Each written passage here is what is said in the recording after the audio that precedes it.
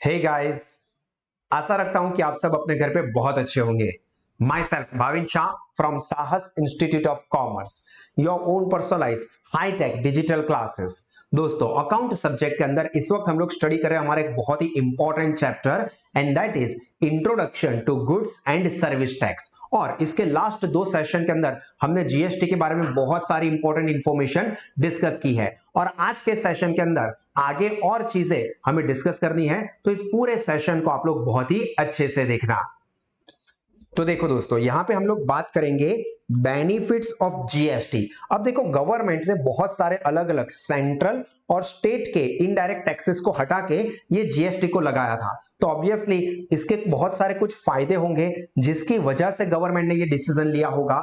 तो यहां पे हम यही फायदे क्या है वो देखेंगे। तो सबसे पहला है वन टैक्स। देखो, पहले हमने ऑलरेडी देखा कि सेंट्रल गवर्नमेंट के बहुत सारे अलग अलग इनडायरेक्ट टैक्सेस लगते थे, स्टेट और यूनियन टेरिटरीज के अलग अलग गवर्नमेंट के अलग अलग इनडायरेक्ट टैक्सेस लगते थे, टैक्स के रेट अलग, टैक्स की पॉलिसी अलग, तो बहुत ज्यादा कंफ्यूजन था। तो इन सबको हटा के क्या किया, different indirect taxes are removed and only one tax is levied which is GST. मतलब अब अलग अलग टैक्स के लिए अलग अलग कैलकुलेशंस, अलग अलग पॉलिसीज, कुछ नहीं मैनेज करना होगा, सिर्फ एक टैक्स जीएसटी। तो वर्कलोड काफी कम हो जाएगा। Then simple tax system. अब ऑब्वियस ही बात है कि अलग अलग टैक्स की पॉलिसी कट हो गई, अलग अलग टैक्स के रेट निकल गए, सिर्फ एक और एक टैक्स जीएसटी रहा। तो ऑब्वियस है कि उसका जो वर्किंग है वो काफी सिंपल हो जाएगा। Due to removal of different indirect taxes the tax system becomes very simple. देखो, ये सब बुक में है इसलिए हम लोग समझ रहे हो, अदरवाइज रियलिटी की बात करें तो ये जीएसटी की वजह से टैक्सेशन सिस्टम बहुत ज्यादा डिफिकल्ट हो गई है, और टाइम टू टाइम आप लोग न्यूज़पेपर में भी पढ़ते ही होंगे।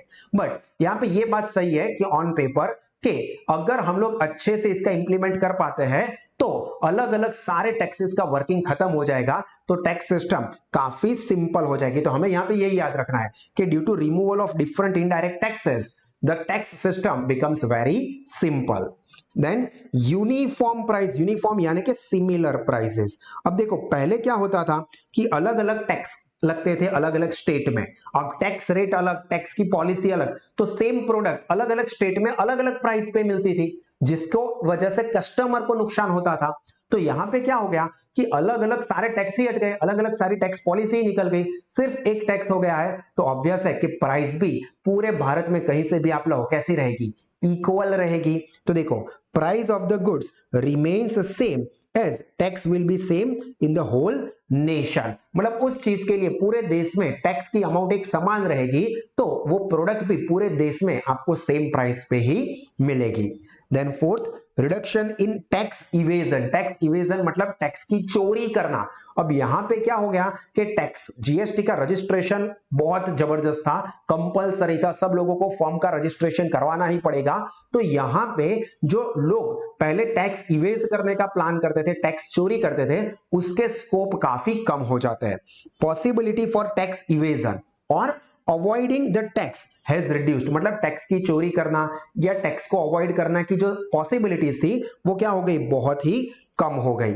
As all the parties involve have to register for the GST for tax benefit and transparency has increase. मतलब अगर चार लोग इन्वॉल्व है एक डीलिंग के अंदर, चार पार्टीज हैं, अब यहां पे कोई भी एक पार्टी ऐसी है कि भाई मैं तो जीएसटी का रजिस्ट्रेशन नहीं करवाऊंगा, तो बाकी के तीन लोगों को भी जो जीएसटी के बेनिफिट मिलने वाले थे ना वो नहीं मिलेंगे। तो वो लोग क्या बोलेंगे, भाई तेरे को भी कंपलसरी जीएसटी का रजिस्ट्रेशन करवाना ही पड़ेगा, अदरवाइज हम लोग तेरे साथ डील ही नहीं करेंगे, क्योंकि तेरी वजह से हमको टैक्स का नुकसान हो रहा है। तो यहां पे क्या होगा, इस पर्सन के ऊपर भी कंपल्सन हो जाएगा, भाई मैं रजिस्ट्रेशन करवा देता हूं टैक्स का, वरना क्या होगा, ये तीन कस्टमर्स है मेरे, तीन पार्टीज है, वो दूसरे के पास चली जाएगी। तो यहां पे क्या हो गया, जीएसटी के अंडर में टैक्स का इवेजन करना, टैक्स को अवॉइड करने की पॉसिबिलिटी बहुत ज्यादा कम हो गई, और ट्रांसपेरेंसी यानी कि पारदर्शिता वो क्या हो गई, बढ़ गई। Then useful for economy, GST made the tax system simple and transparent which is useful for the growth of economy. देखो, टैक्स सिस्टम सिंपल हो गई, ट्रांसपेरेंसी बढ़ गई, तो उससे क्या होगा, देश की जो इकोनॉमी का ग्रोथ होना चाहिए वो काफी अच्छे से हो सका या हो सकता है। तो दैट मीन्स के जीएसटी देश के इकोनॉमिक ग्रोथ में भी काफी इंपॉर्टेंट रोल प्ले करता है।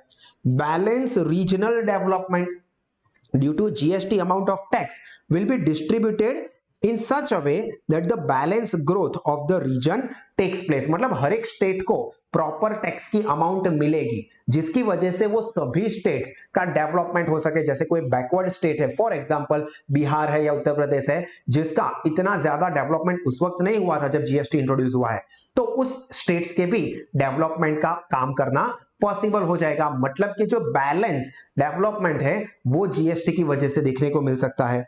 रिडक्शन इन एडमिनिस्ट्रेटिव वर्क, अब ऑब्वियस है कि बहुत सारे अलग अलग टैक्स निकल गए, तो बहुत सारे टैक्स को मैनेज करने के लिए जो बहुत सारे अलग अलग स्टाफ या ऑफिस रखने पड़ते थे वो सब भी निकल गया, सिर्फ जीएसटी का ही एडमिनिस्ट्रेशन करना पड़ेगा, तो वो सिंपल हो गया। As only one tax will prevail, मतलब का exist administrative work for the government of different tax reduced to the great extent, मतलब बहुत बड़े लेवल पे ये अलग अलग टैक्स का मैनेजमेंट का एडमिनिस्ट्रेशन का काम का जो लोड था वो कम हो गया। Then reduction in government operation, देखो again due to removal of many different taxes it leads to reduction in government operation, मतलब गवर्नमेंट को जो काम करना पड़ता था अलग अलग टैक्स के पीछे, वैट का है, सेंट्रल सेल्स टैक्स है, सर्विस टैक्स है, एक्साइज ड्यूटी है, कस्टम ड्यूटी है, वो सब अलग अलग डिपार्टमेंट अलग अलग लोग काम करते थे, वो सब निकल गया, अब सिर्फ जीएसटी है। तो गवर्नमेंट का भी जो ऑपरेशन वर्कलोड है, मतलब काम करने का लोड है अलग अलग इनडायरेक्ट टैक्सेस का, वो क्या हो गया, कम हो गया। तो ये भी बहुत बड़ा एडवांटेज था। कस्टमर के एंगल से देखे दोस्तों तो ये बहुत बड़ा फायदा था, removal of double taxation, GST का ये बहुत बड़ा फायदा है।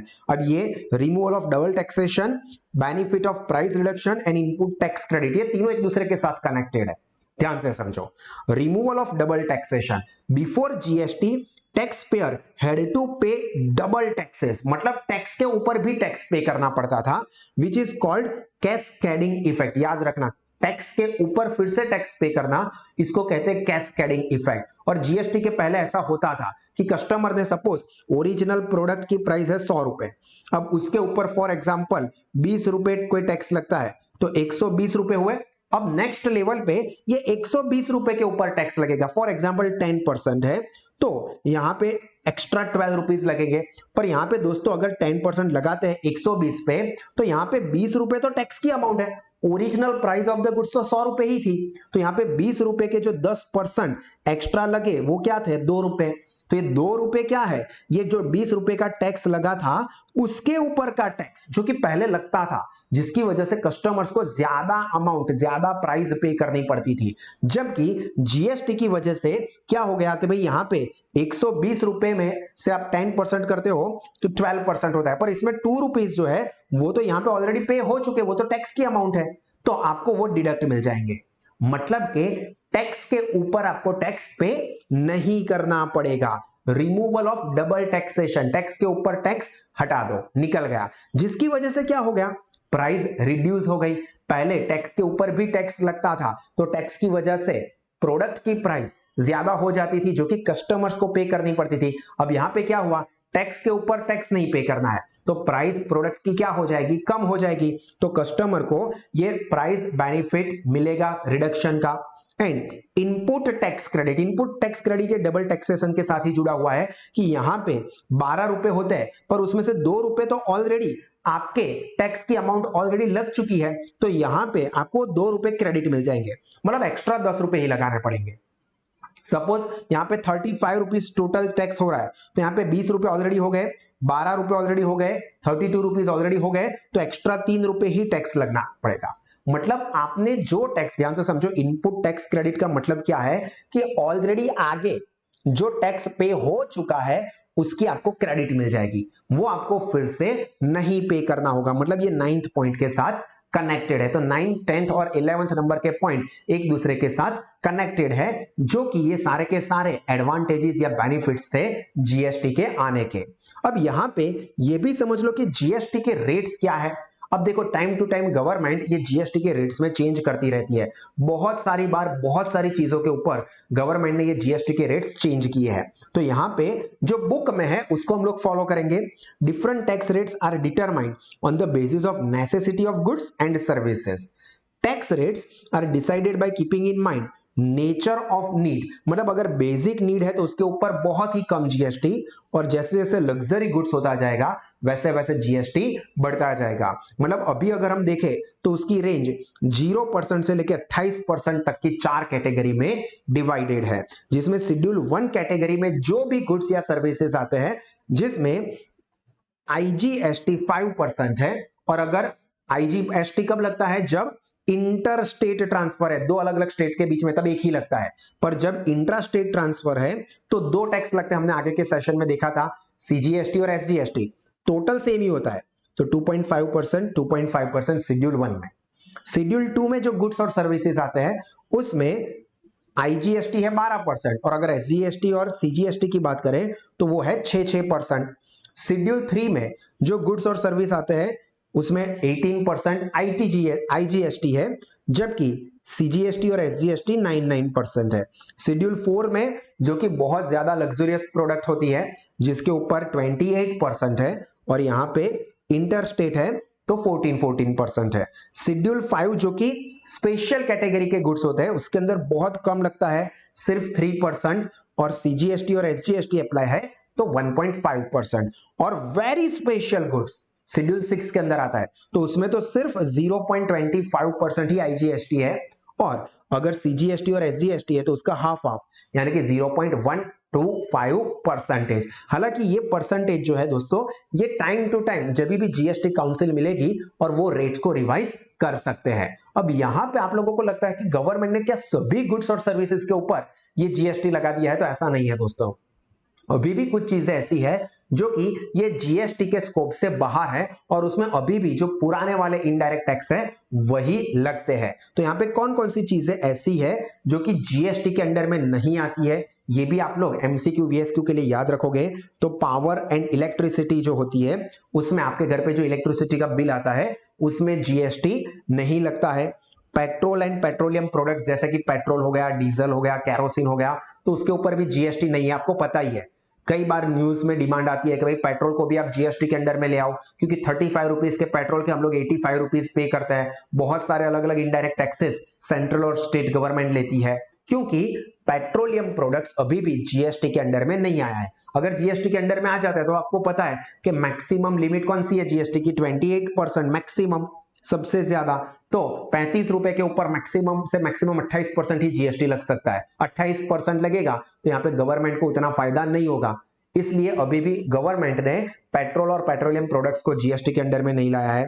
रियल एस्टेट ट्रांजैक्शंस होते हैं, जमीन मकान के रिलेटेड जो ट्रांजैक्शंस होते हैं वो, alcohol liquor for human consumption, medical purpose के लिए नहीं, दवाइयां बनाने के लिए, सैनिटाइजर बनाने के लिए नहीं, अल्कोहल ह्यूमन कंजम्पशन के लिए बनाया जाता है, उस पे भी जीएसटी नहीं है। और टोबैको की जो प्रोडक्ट्स होती है वो भी अभी जीएसटी के अंडर में कवर नहीं हुई है। हो सकता है कि आगे चल के जीएसटी कमेटी बैठे और उसके अंदर डिसीजन चेंज हो तो ये सारी चीजें भी उसके अंदर चेंज हो सकती है, बट फिलहाल हमें ये सारी चीजें याद रखनी है। तो यहाँ पे दोस्तों हमारा जीएसटी के इंट्रोडक्शन वाला पूरा चैप्टर खत्म हो रहा है। आई होप कि बहुत सारी चीजें बारीकी से मैंने आपको समझाई है, वो सारी चीजें क्लियर हुई होगी। टेक्स्ट बुक से भी बहुत ज्यादा इंफॉर्मेशन, फंडामेंटल इंफॉर्मेशन मैंने आप लोगों के साथ शेयर की है। इसके साथ साथ टेक्स्ट बुक के एंगल से ऑलरेडी हमारे साथ स्टडी पैम्पलेट है, उसमें से आप लोग ये सारे के सारे क्वेश्चंस जो मैंने आपको दिए हैं वो देख लोगे, ताकि एग्जाम में अगर आपको क्वेश्चन आता है तो आप उसको अच्छे से अटेम्प्ट कर सको। और ये तीनों के तीन सेशन को हो सके उतनी बार आप जरूर रिवाइज करके सुने, ताकि फंडामेंटल चीजें आपके माइंड में क्लियर हो जाए और आपके सारे दोस्तों के साथ भी उसे जरूर शेयर करें। और इसी तरह के एक्स्ट्राऑर्डिनरी एजुकेशन कॉमर्स स्ट्रीम में कोई भी कोर्स के लिए, चाहे 11th 12th कॉमर्स गुजराती या इंग्लिश मीडियम हो, FY SY TY BCom, CA या CS के कोई भी लेवल के लिए आप या आपके कोई भी फ्रेंड्स, रिलेटिव्स या ब्रदर सिस्टर अवेल करना चाहते हैं तो सबको रेकमेंड करो कि वो आज ही गूगल प्ले स्टोर पे जाके साहस स्मार्ट स्टडीज ऐप को सब्सक्राइब करें, जहां पे लोवेस्ट फीस पे एक्स्ट्राऑर्डिनरी एजुकेशनल फीचर्स है, जिससे कि आपका नॉलेज, रिजल्ट और करियर टेरिफिक लेवल पे बढ़ सकते हैं। तो उसका आज ही बेनिफिट ले और इसी तरह से हमेशा मुस्कुराते रहे, सीखते रहे, आगे बढ़ते रहे। God bless you all. जय हिंद।